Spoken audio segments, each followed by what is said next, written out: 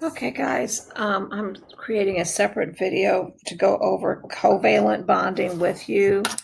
Covalent bonding occurs when atoms share electrons to become stable, to fill their outer energy level. And we're going to start with some very basic atoms, such as hydrogen. So when you look at the periodic table, hydrogen has an atomic number of one proton or one electron, and its atomic weight is 1.0079. So to diagram a hydrogen atom, it's going to have one proton. And if you round this up, this goes to 1. So 1 minus 1 is 0.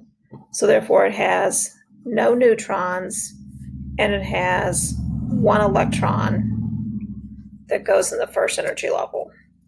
Now, let's say we just have a bunch of hydrogen atoms we put into like a tank of gas. Okay, it's in the gaseous phase, they're floating in a tank. So these hydrogen atoms have the ability to bump into each other. And they both have only one electron in their first energy level. For them to be more stable, they would like to have access to two electrons in their energy level.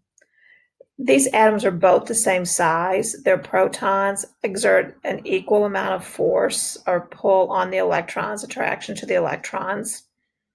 So they will not, one of them is not willing to give an electron away, okay? So what they will do is that they will share these electrons, which means that the electrons have the ability to orbit both nuclei of each atom. And so when they're bonded together, at some point in time, these electrons could be going around either one of those hydrogen nuclei. And what this does is it gives the atoms access to two electrons in their outer energy level, which helps to stabilize them.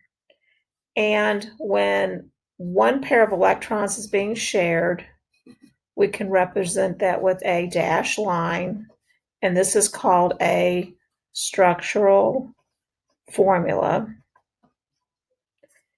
Or we can say that there are two hydrogen atoms bonded together, and this represents a chemical formula.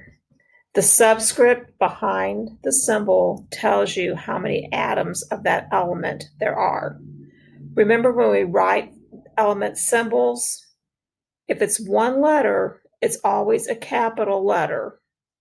But if there are two letters, the second one is always lowercase.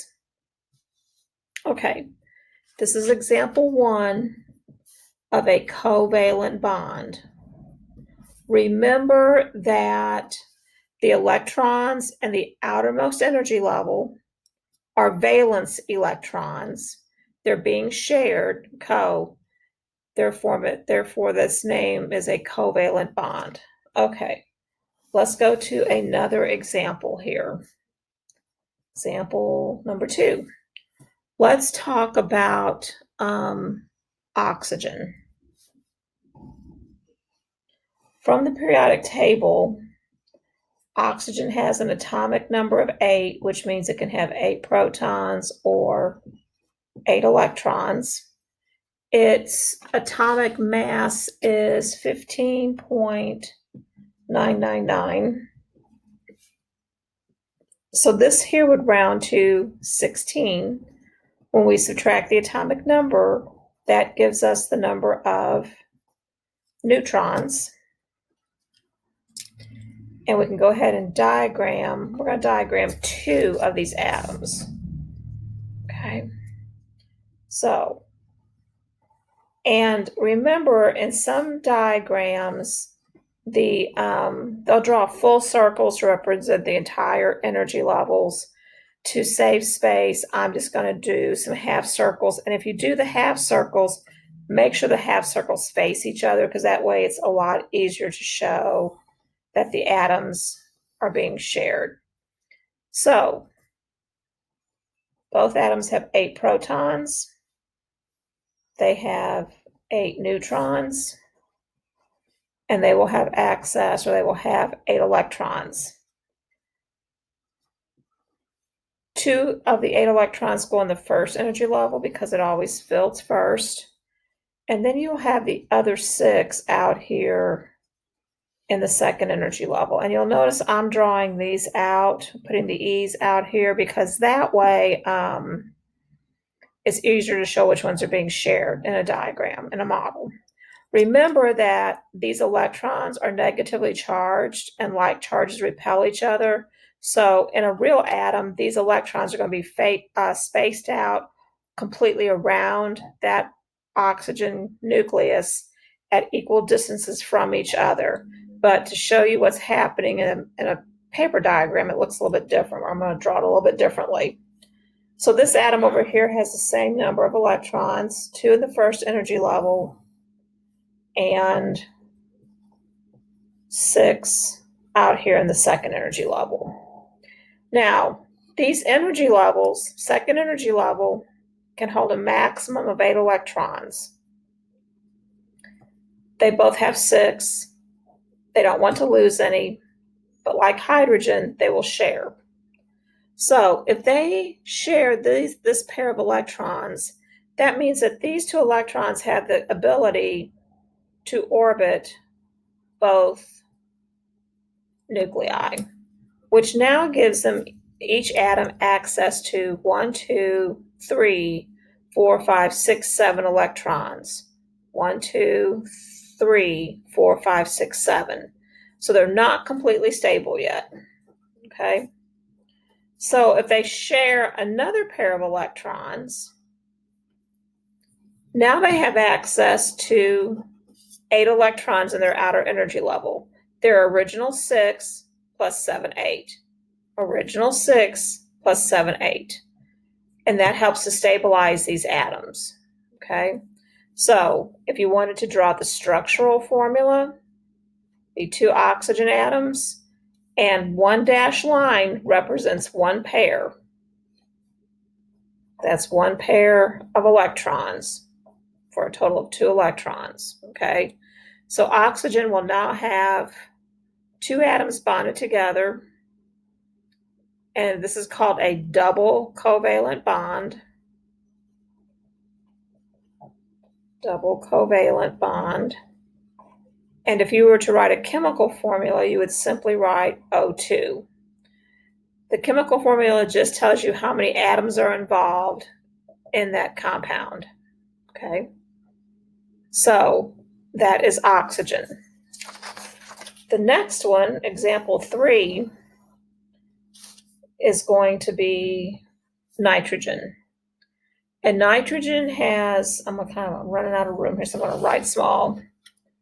Nitrogen has 7 protons.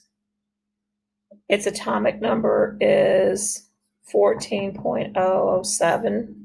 So we know that it has 7 protons, it has 7 electrons, and if you subtract, it will have 7 neutrons. So I'm going to diagram 2 nitrogen atoms here, 7 protons, 7 neutrons, 2 electrons. That's 2, 3, 4, 5, 6, 7. 1, 2, 3, 4, 5, 2. Okay. Let me come over here and draw this. Draw another nucleus. 7 protons, 7 neutrons. 2 in the first energy level. And then 3, 4, 5, 6, 7. 1, 2, 3, 4, 5, 7. Okay. Now, 1, 2, 3, 4, 5. 5 electrons in the highest energy level. For it to be stable, they would like to have access to 8. So at this point, you can kind of figure out they're going to share 1 pair of electrons here.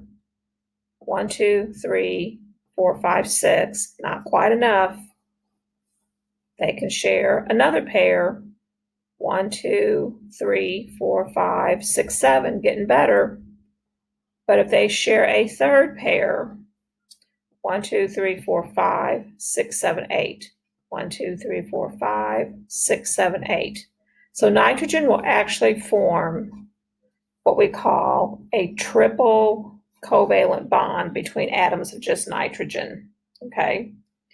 Each dashed line represents one electron pair.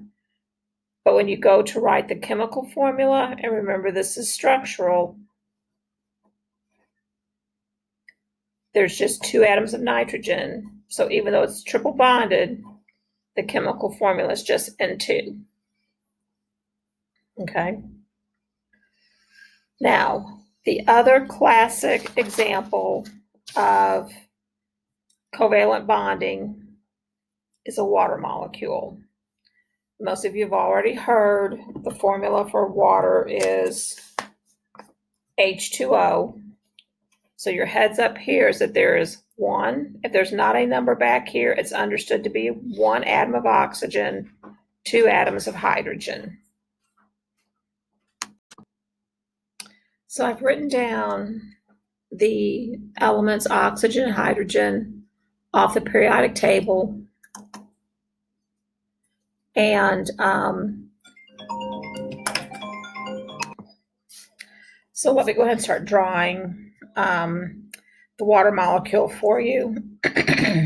Now I'm going to block this out, space it out, because I've done this several times and I kind of understand a little bit more about the shape of the molecule, having had experience.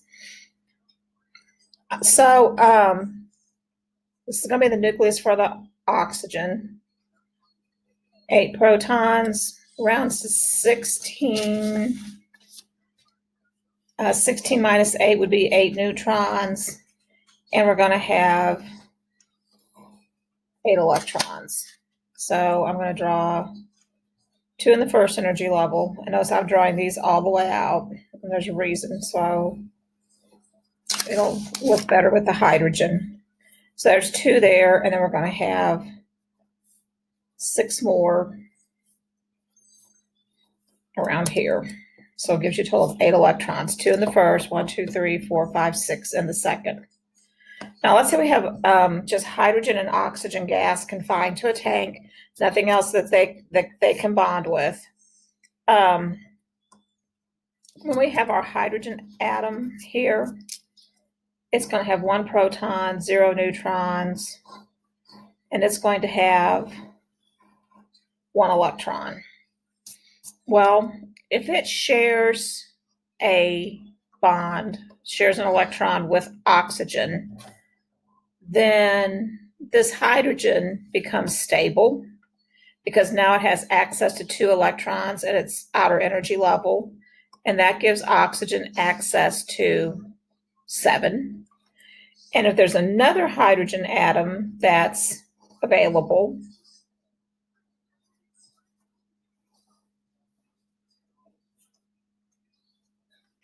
and oxygen shares an electron with it, then this hydrogen becomes stabilized, access to 2, and now oxygen now has access to 2, 4, 5, 6, 7, 8 electrons in its second energy level, and it stabilizes it.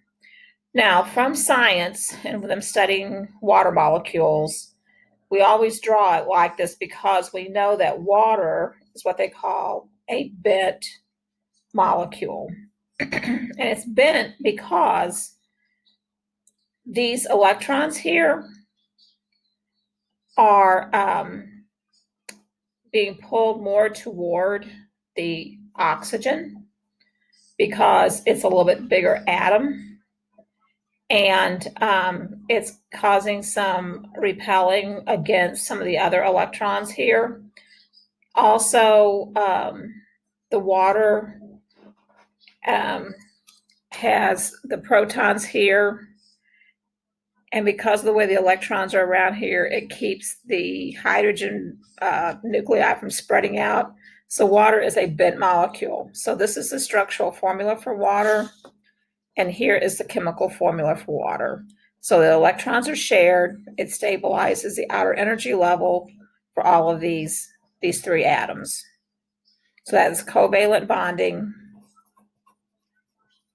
in water. So I'm going to give you a molecule to practice, or two to practice covalent bonding with on your own. And then I'm going to push out the documents for ionic bond test or quiz, one for covalent bond test or quiz. And as you feel comfortable, you can go ahead and take those and get those done. And then the next topic is going to be over periodic table. Okay, thank you.